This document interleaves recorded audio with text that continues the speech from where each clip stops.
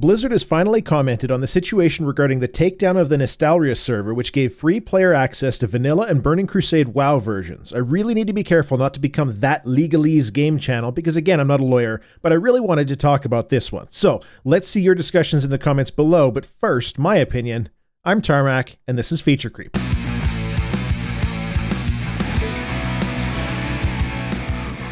A while back, I did a video lambasting Bethesda for going after Mojang. This was pre-Microsoft Mojang, but still a very rich company, even at that time, who were developing a card game called Scrolls. Bethesda's lawyers felt that the simple fact that the word Scrolls was being used in relation to a video game infringed upon the Elder Scrolls game series. Whether that infringement was valid or not, it's actually reasonably easy to see both sides. In the for camp, the uninformed gamer could easily see a game named Scrolls and confuse it for Morrowind, Oblivion, Skyrim sort of spin-offs without even looking at the gameplay. In the against camp, the game Scrolls had no resemblance to anything Bethesda has ever actually done.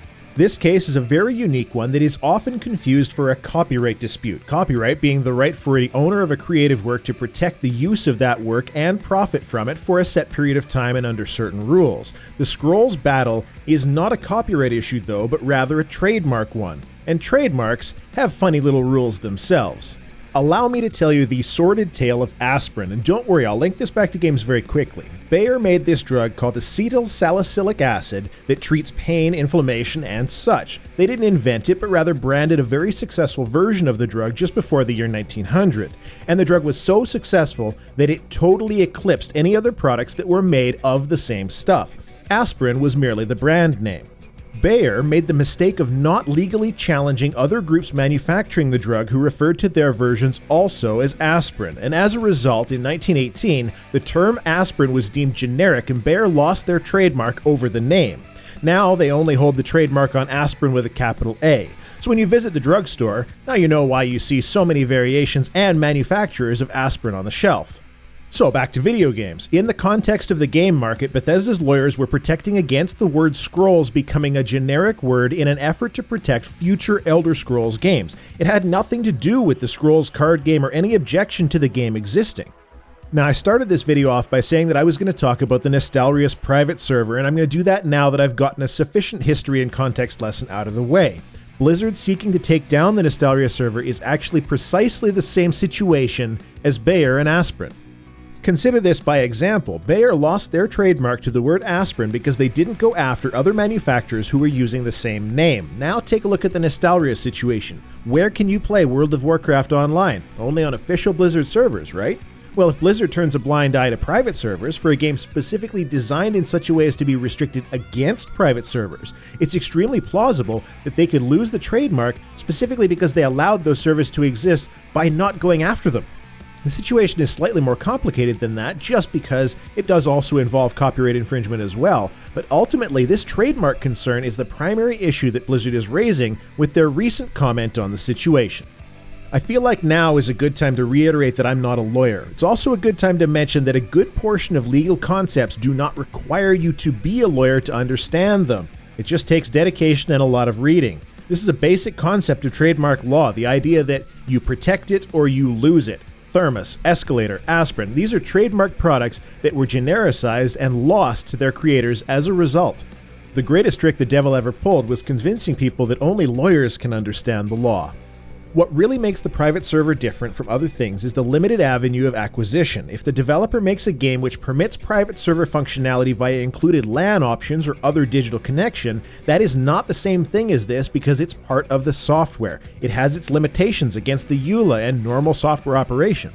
If you could only get a certain product from Blizzard, that being World of Warcraft, then for Blizzard to not go after a third-party provider of that service is a legal mistake.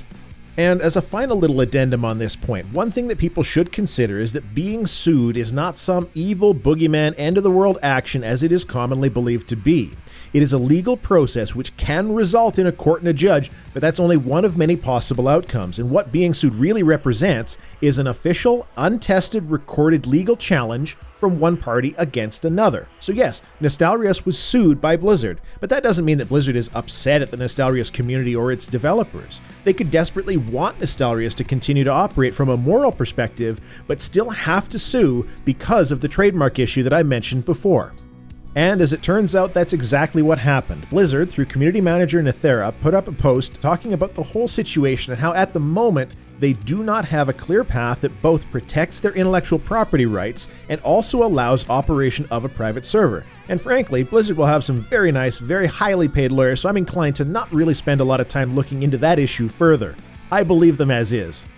So people will say, why not just give them permission through a license agreement? Well, it's a bit more complicated than that. In the case of a license, often the concept of owner responsibility is something that must be considered. So they could do an open license, much the same way that game developers have open licenses for YouTubers to use their video games in content creation. Benefit of an open license is that you can provide it with really heavy caveats so that you're protected from harm if the user of that content does something untoward with it. The problem is, where do you draw that line? Is it just Vanilla WoW only, the Burning Crusade, Lich King? Can they charge for it, accept donations? How does that interact with the server code that the developers had to write themselves on top of the Mango's emulator, which was discontinued in 2013 to run the MMO? Technically, they own that server code, don't they? Especially since emulation has been repeatedly ruled legal under fair use doctrine. And how does all of that interact with the idea of letting other manufacturers use your trademarks such that the trademark becomes genericized like aspirin or thermos? What about a closed license that was specifically for Nostalrius itself? Well, how do you justify only giving a license to one place and not letting others apply? Is Nostalrius the best operator for such a business relationship? And what legal implications are there for giving a closed license? Does that mean that you're responsible for support? Players are still using the game client that Blizzard developed. So you can see how this issue turns nasty in a real hurry. The big mistake that I think gamers are making, and I don't necessarily mean everyone, but there's certainly a subset who are, is that there's a movement to attack Blizzard on moral grounds for stomping on a community-driven initiative. This is where we break into the creative realm. I mean this with the delicacy of an irate caffeinated yak in a china shop that's on fire. Being angry that Blizzard may not want you as a community to use their creative works in certain ways is spoiled, entitled, childish nonsense. I make creative content for YouTube in my spare time. I'd love to do this for a living, but it is what it is. Regardless of that, as a content creator, it's my decision whether I wish to allow other people to use my content for any purpose outside of normal fair use guidelines. There's no justifiable moral outrage against me being the arbiter of that reality, just as there's no justification for rage against Blizzard here.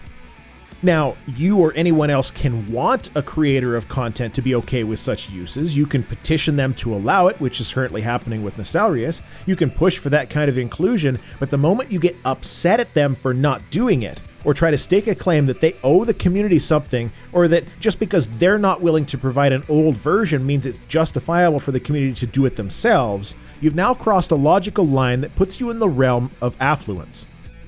One of the reasons that people who create things make changes to the things they created is because they're not happy with their creation over the long term, and that's well within their prerogative to do.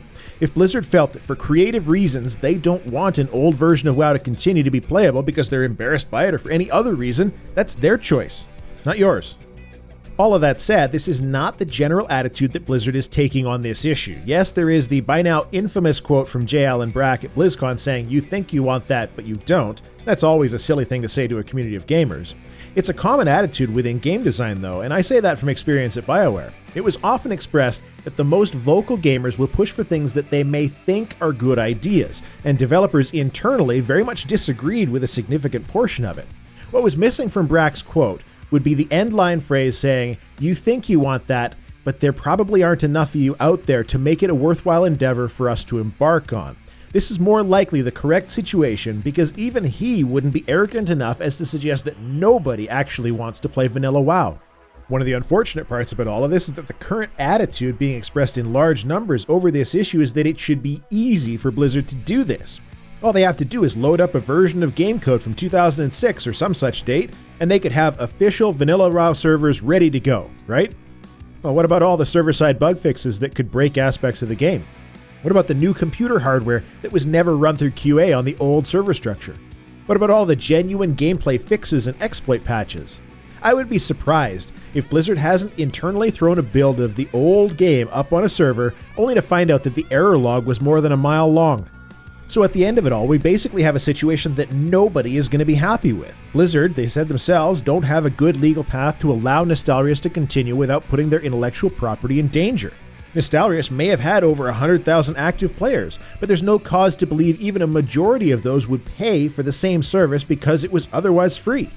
And the only way to test that theory would be for Blizzard to invest a not insignificant amount of person hours into developing a current-day version of a game that is over a decade old. So even if they think it's a cool idea, it could well lose the money to even try it out. Honestly, in my view, it's got a pretty low likelihood of success. But as it turns out, there may be hope. Mark Kern, former WoW team lead, and I guess you could call him the sponsor of the Nostalrius petition, because he was going to personally deliver it to Mike Morhaime, CEO of Blizzard, has made good on his promise. Mike, Mark, and the Nostalrius team will be securing a meeting at the Blizzard campus. Whether this becomes anything other than shared platitudes is unknown, but at the very least, they're going to be able to have a face-to-face conversation, and that's the best chance this private server is going to get. What do you think of the private server issues here between Blizzard and Nostalrius? Have you seen any arguments that fall outside of the things that I've considered in this video? Let's chat about it. Feature Creep is a regular show, and I'd really appreciate it if you felt the burning desire from deep within to subject people on Reddit, Facebook, Twitter, and to my ramblings. That's all I have to say. Tarmack out.